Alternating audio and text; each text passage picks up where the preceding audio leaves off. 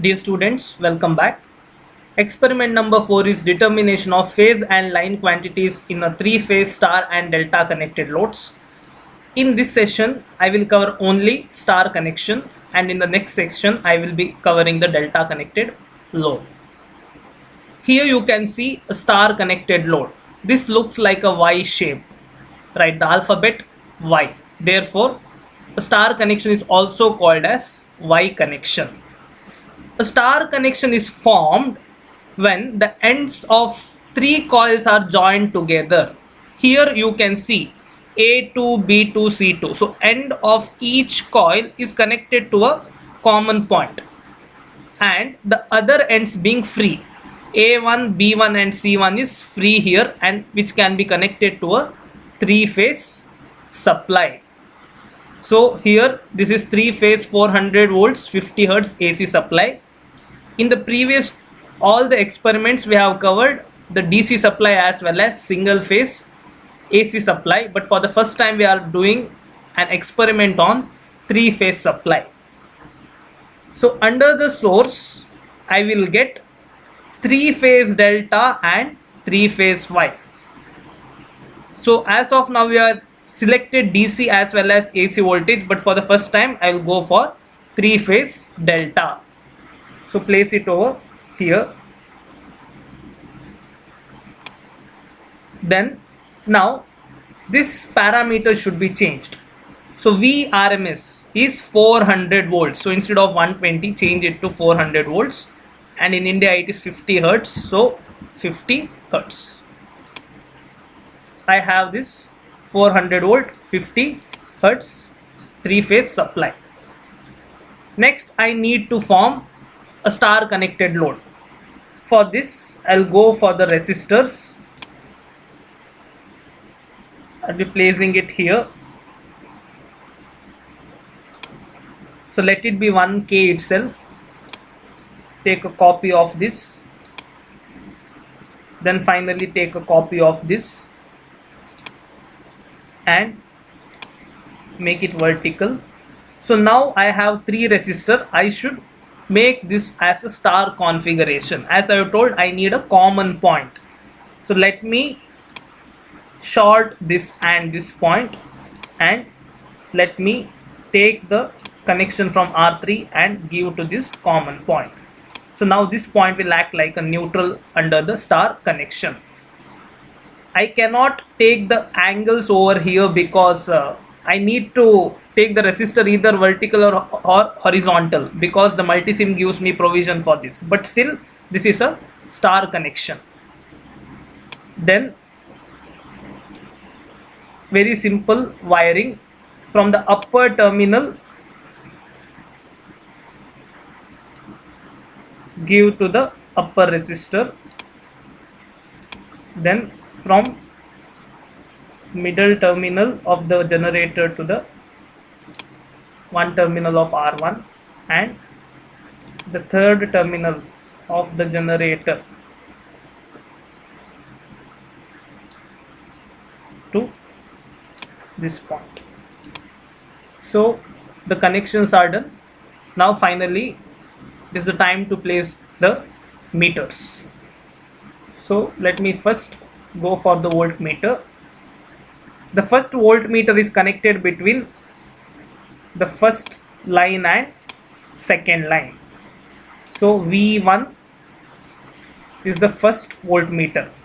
You can see it is across first line and second line. Then the second voltmeter will be with respect to second line and third line, and the third voltmeter will be with respect to third line and first line. So it is like 1 2 2 3 3 1. In that fashion I am going to connect it.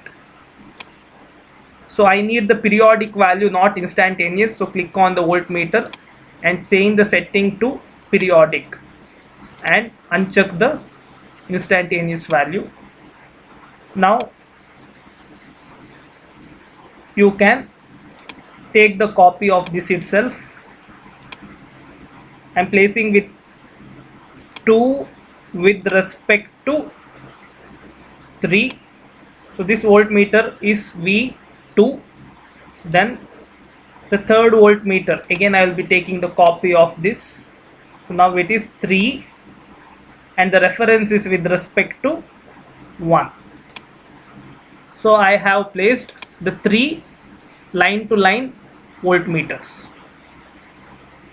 Then I need one more voltmeter across the line 1 and this common point.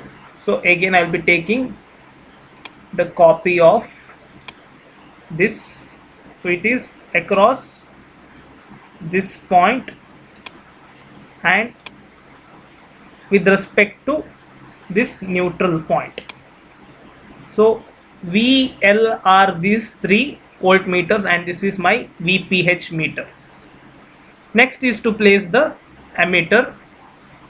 So go to the ammeter section, current, choose it, place it over here.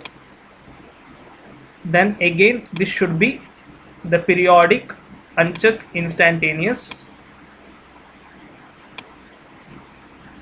Just take the copy of this, place it on second line. Again take the copy of this, place it on third line. Take the copy of this, place it here. So now all the meters are connected. Now there may be a chances that you will get an error message of telling that the ground is not connected. So you can connect the ground to this common point of the star connected load. So this will act like neutral, this point. And now you can run the simulation. So let the mode be interactive and click on run.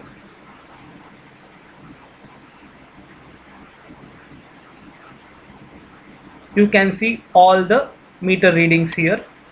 I have already noted down, and please be careful while taking the readings. You should select only the RMS value. Now for the first load here, the current I1 is 230 milliampere, means 0.23 amperes. I2 is also 0.23 amperes. I3 is also 0.23 amperes, as well as the IPH, I phase, is also 0.23 amperes. So I have noted down it as 0.23. Then let me go to V1. V1 is 400 volts, V2 is 400 volts, and V3 is also 400 volts. So I have noted down V1, V2, V3 as 400 volts, whereas VPH is 230 volts, 230.96. So I have noted down it as 230 volts. From this we can conclude that since the I1, I2, I3 are line currents, so I can take down a line current IL is equal to I1, I2, I3, and this as IPH. So from this I can conclude that the line currents are equal to phase current. Therefore IL is equal to IPH. So it is verified that IL is equal to IPH. And we also know that V1, V2, V3 are what? Line voltages. So VL is equal to V1, V2, V3, and VPH is 230 volts. So if you multiply root 3 into 230, you will get 400 volts. So you can check this in the calculator. Therefore VL, the line voltages, are equal to root 3 times the phase voltages. So therefore in star connection, line current is equal to phase current, IL is equal to IPH, and line voltage is equal to root 3 times phase voltage. VL is equal to root 3 VPH. Mathematically I have proved this in the derivation. For the same you can refer my star connection video in the channel. I hope this was useful for you.